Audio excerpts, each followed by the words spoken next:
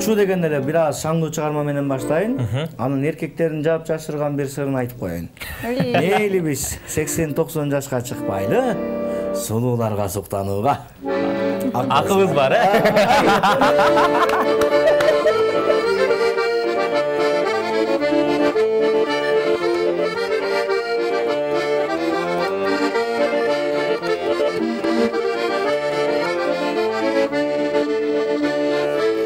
Сулууларды көчөлөрдөн көп көрөм, суктанамын көзелектен өткөрөм, жылмаңдаймын барысына тийишип, жыйырмамда мен мынчалык көппөгөм.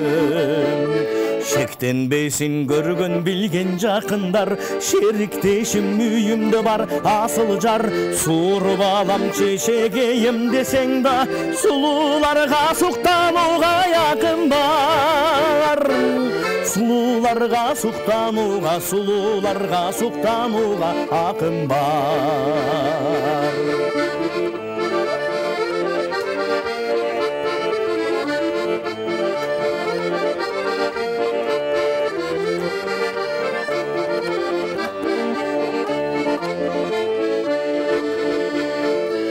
Олоң чачты көчөлөрдөн көп көрөм,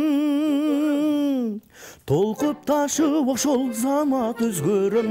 Олукканды сурабаңыз, айтпаңыз ай, 30 жашта мен мынчалык көппөгөм.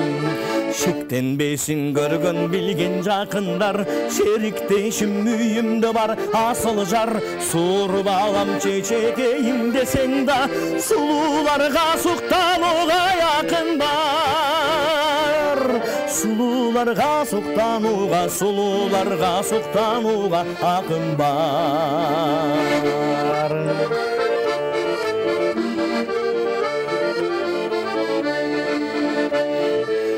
Кыркма чачты көчөлөрдөн көп көрөм,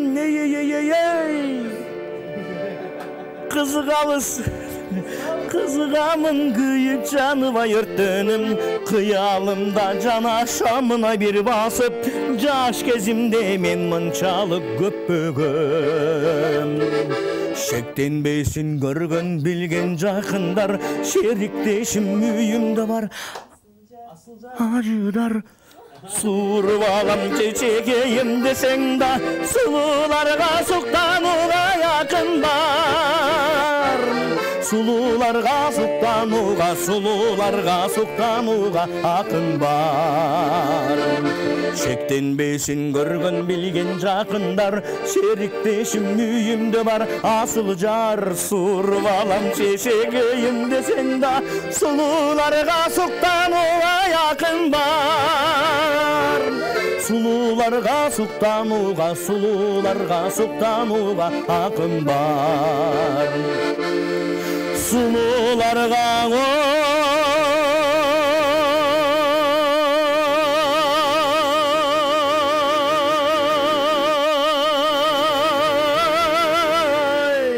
суктанууга, сулууларга суктанууга акын бар.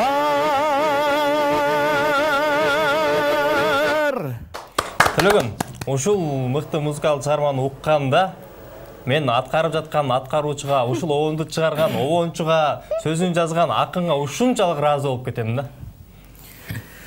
Эми сабыр кылыңыз. Айтып койгон да. Негизинечи. Анан негизинен жанагы асыл жар эмес, ажыдар деп эле жазылган экен дешет. Башында. Мага ошентишет да, ошентип жазылган деп айтып коюшат. Анан эми калемге автор ошентип жазгандан кийин автордун деле жана башындагы сөзүн атап коюш керек. Аткарган менде эмне күнөө дейсизби? Аткарган менде эмне күнөө? Эжелер мени жаман көрбөңүздөр.